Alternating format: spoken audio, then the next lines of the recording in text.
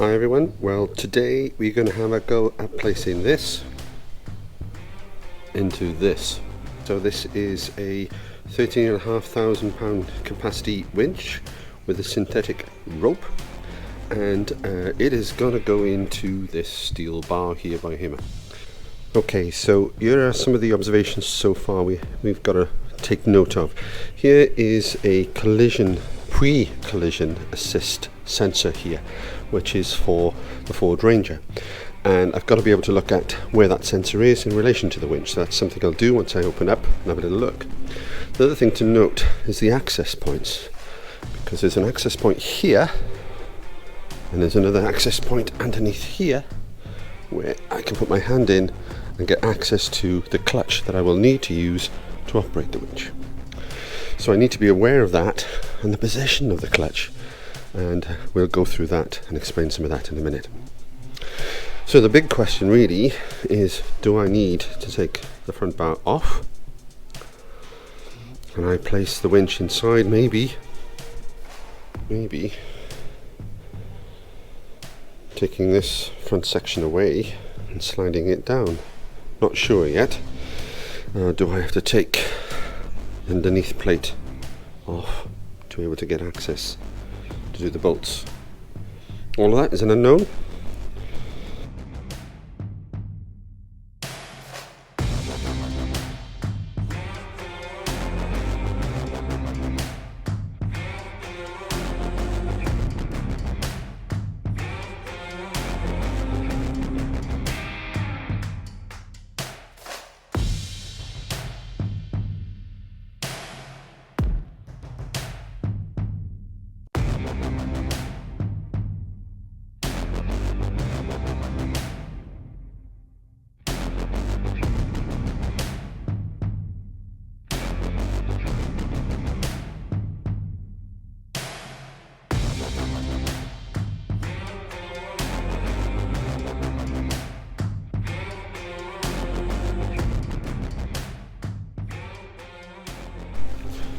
Okay, so what I've done is I've just taken the light bar off its bracket so I could access the front of the vehicle here between the car and the front bar. What I'm going to look at is the distance between the radiator and the front bar to see if the winch will actually fit through, and I got a feeling it just might, which will save a huge job. However, looking at it a little bit closer in here, this is part of the assembly here of the pre-collision assist sensor. The sensor is back under here, and part of the brackets holding the sensor is attached to this framework, which is on the bar itself. And looking at it quite close to where this bracket is, holes here for the winch. And I've had a quick measurement and the holes match up to the winch that I have, so that's good news. But when you see the position of the winch, this bracket here is in line with where the winch will be. So checking on the height between the base plate where the winch will sit and the height of the bracket is in the way. So I've got to look at this bracket, I've got to look at this pre-collision assist sensor placement area. It's still got to be here, but this bracket is a problem. So, two things to test at the same time. I'm going to now try to see what I can do about this bracket and see if the winch will actually sit on this framework, and then go to the next step.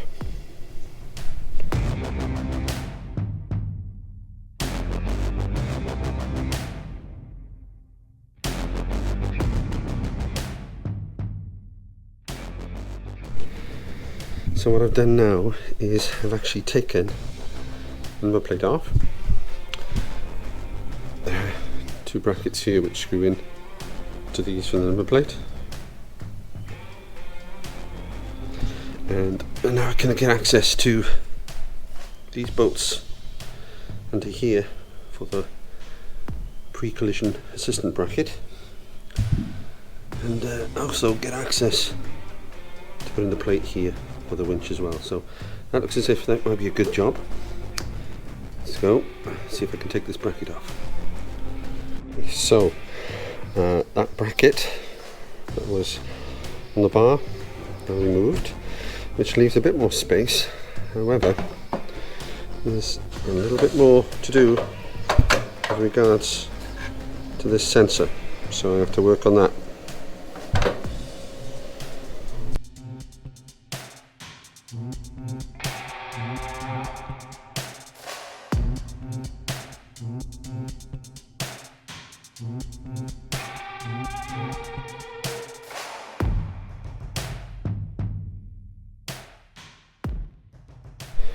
Okay, to make this a little easier, what I've done is completely removed the top panels here, which I should have done in the first place really. I thought I could cheat the system, but not quite. However, the winch fits on the plate without the bracket here. So I've tied up for now the cables not to get in the way, but of course now the sensor's still got to be fitted into here on this plate on the inside of bar here. However, now the winch can fit in place here, which is great, absolutely great. Couple of things to take of note now. Okay, the clutch handle here is on the top of the winch, and that would be okay if I had access to that. However, the handles or the holes within the bar itself are either here to get access to the winch, or here, look at my whole hand hint. Now, what that means is that the handle here has to turn 90 degrees and face the front rather than be on top. So I actually have to take this apart, and I'll show you how I'm going to do that. So that's the next job. Okay, so here are the various components. You can see the actual main winch assembly there with the battery leads, positive and negative, the remote controls, and the handheld control as well, obviously the control box. But right now we're going to just change the clutch setting on the winch.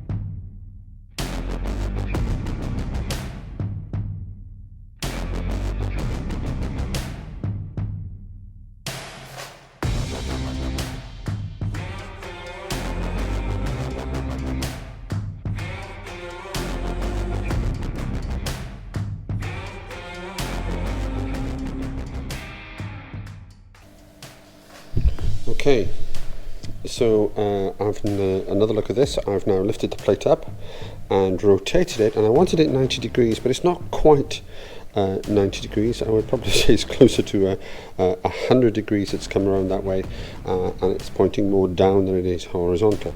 So what will happen is that my hand actually might be even being easier. That actually might be a great place. However, this is where it's going to go.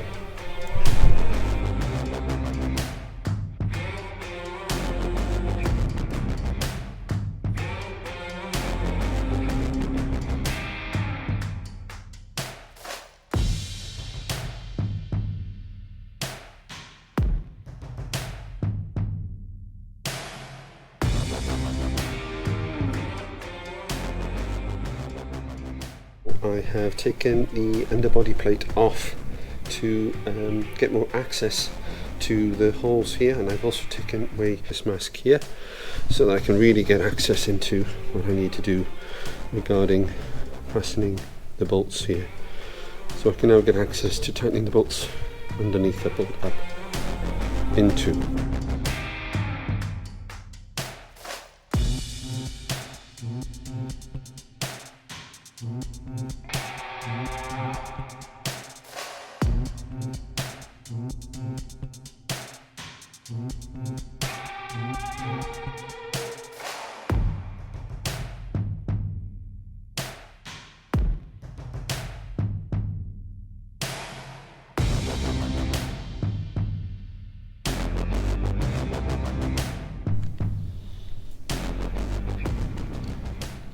Okay, so the plate is now fixed and the hook attached just with zip ties for now, and I've put the number plate back on as well, which will now fold and cover the winch plate.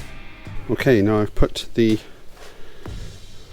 grill back on, and what I've needed to do is to cut away the grill to fit the control box, because the control box is fitted on top of the winch, bolted on top of the winch, and therefore the grill needs to be just a little adjustment on it, and you can't see the adjustment from here.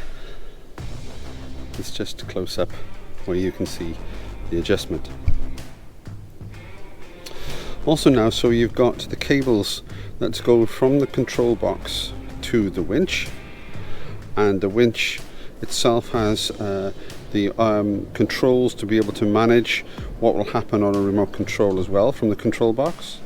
From the control box there is a ground and a live that comes through the system, and I've connected an isolating switch. So the isolating switch then comes from battery, so I can actually isolate the winch. No battery drain at all from this, just operate this when I need to. Also I have put the actual attachment for the hand winch nearby as well in this area, so that means that I can actually operate it by hand over this instead of using the remote control, and then the ground associated into the ground as well. So all of the electricals now connected, and it'll be time to do a test, but I'm going to be doing a test in the future. It'll need to have its tension all sorted out as well, so we need to do all that, but for now the test has done. It is on and it is working, but I'm not going to do the tension right today. So there we are, and you will have noticed a few other installations. I wonder if you can spot them. So please, if you enjoyed this, like and subscribe, and join us in the next video.